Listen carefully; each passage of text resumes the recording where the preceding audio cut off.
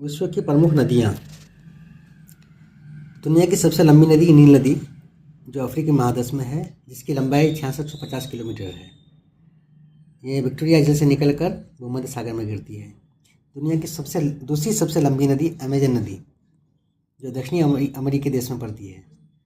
दूसरी सबसे लंबी नदी 64 किलोमीटर लंबाई है, लेकिन अफवाह क्षेत्र की दृष्टि से यह दुनिया की सबसे बड़ी नदी है। दुनिया की तीसरी सबसे लंबी नदी यांगसी नदी जो चीन में है, जिसकी लंबाई 6300 किलोमीटर है। दुनिया की चौथी सबसे लंबी नदी मिसिसिपी मिसौरी जेफर्स नदी भी कहते हैं इसको, जिसकी लंबाई 6275 किलोमीटर है। यह उत्तरी अमेरिका में पड़ती है, यानी कि अमेरिका में है।